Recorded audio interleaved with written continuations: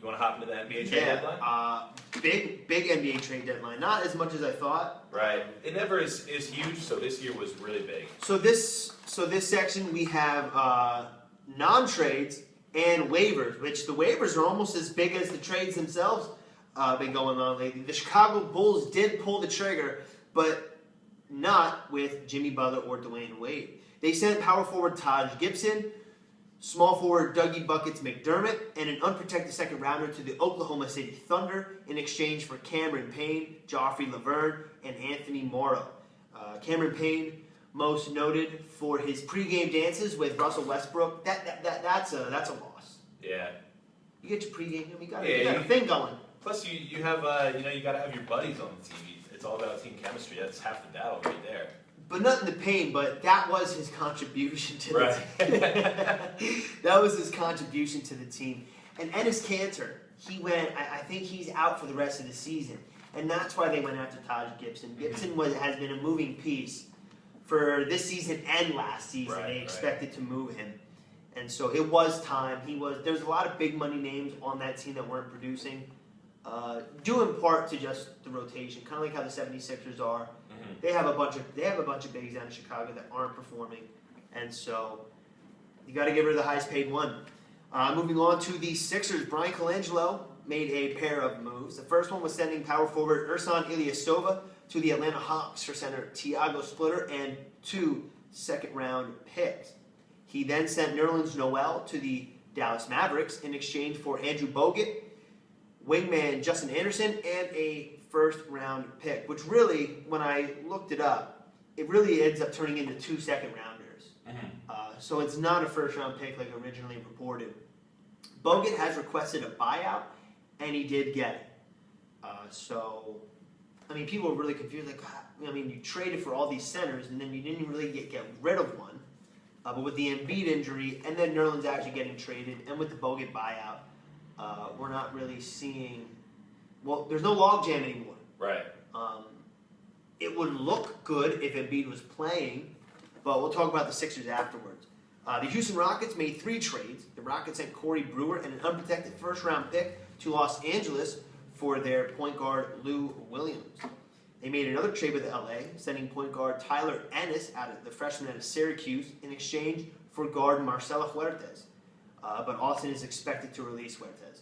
And they traded former Sixer small forward KJ McDaniels to the Brooklyn Nets in a move to clear salary cap space.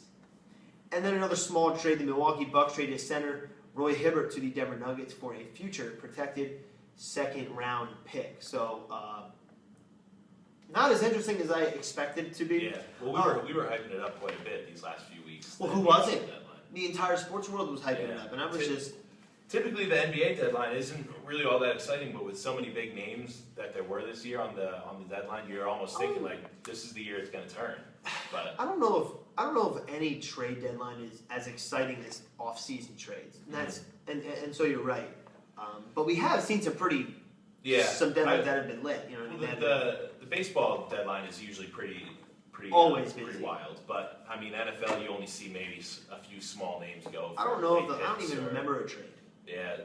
In the NFL, that's notable. You would be tracking my mind a little bit here. You'd be tracking everybody's mind right now. Trades that were not made. The Celtics, Bulls, and Sixers almost executed a 3-team trade. The deal would have sent Jahlil Okafor to Chi-Town, and it would have sent Jimmy Butler to Beantown. The Pacers also looked into Jahlil Okafor. Tom Thibodeau and the Timberwolves inquired about Knicks point guard Derrick Rose. Magic Johnson and Larry Bird started their newest friendship as the fellow presidents discussed sending Paul George to Los Angeles. And the Utah Jazz looked at bringing back point guard Darren Williams from the Mavericks. None of those happened. Paul George in L.A., I thought that would have been really exciting. Yeah, I mean, we'll see this offseason. We'll see how that goes. Yeah, well, I mean, I guess George still has another year left on his deal, so he has an option for the end of next season. And if Indiana has nothing going for him, he's splitting. Yeah. He's definitely gone. He only has so many years. I mean, he's going to be 30 soon. Right. And after that crushing injury we saw at USA camp, what was that, 2 summers ago? Yeah. I mean, you don't know how much time you have left.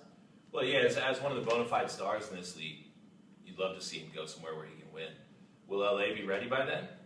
I guess only time will tell. I would love to see what Magic Johnson does. He has a lot of cap space. Yeah, they have a nice little core there too. And he has good he has good young talent. Swaggy P, he's one of those guys that he's a good role player on a championship team, but he's not the guy that's going to obviously take you there. Right. And everyone obviously, if he was that guy, it would have been there. Yeah, exactly. And not a trade, but a lot of important waivers going on in the waiver wire here in the NBA. The Dallas Mavericks, they waived point guard Darren Williams, and he has informed the Cleveland Cavaliers that he wants to sign with them. Just updated today, he could potentially sign, and he might actually be playing right now. Yeah. So we'll look that up a little later. I believe he did. I believe the deal did go through. Okay, and then there was a deal in the physical, and then he's court ready. Right. So they were going to put him on the court tonight, and we'll see. He's the effing playmaker that LeBron wanted. So yeah, we'll see. Yeah, we'll see what happens there. We'll see. Moving on with trade with player waivers. Remember, you're listening to Young and Dominant Sports Talk right here on YDSN, coming to you live from Broad and Girard, right next to Crown Fried Chicken. Crown Fried Chicken, KFC. How you beautiful doing? Spots. Oh man, beautiful thing about Checkers, I went through on my bicycle. They served me. Did they? They served me on my bicycle. That's innovation. That's American innovation. They've probably seen weirder things here. Trust me. They probably see people walking through with no shoes. But that's Broad and Girard for you, baby. I've almost done weird things here at 2 in the morning, so. Alongside Tyler Young, I am Dominic, Barone. Moving on with the waiver. The 76ers just completed their buyout with Andrew Bogut, who said he wanted to join the Cavs as well. He's expected to, but he will also speak to the San Antonio Spurs, Houston Rockets, and Boston Celtics. Point guard Jose Calderon reached his buyout with the LA Lakers and is expected to sign with the Golden State Warriors. The Brooklyn Nets have waived power forward Luis Scola, and the New York Knicks have waived point guard Brandon Jennings.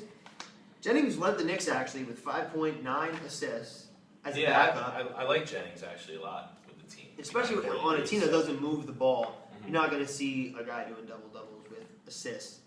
And Jennings is being looked at by the Washington Wizards. Wednesday is the last day players can be waived by their team and be eligible for a re-sign and the playoffs with their next team. Yes, so I'm sure we're going to have plenty to report on that too in the next 48 hours, absolutely.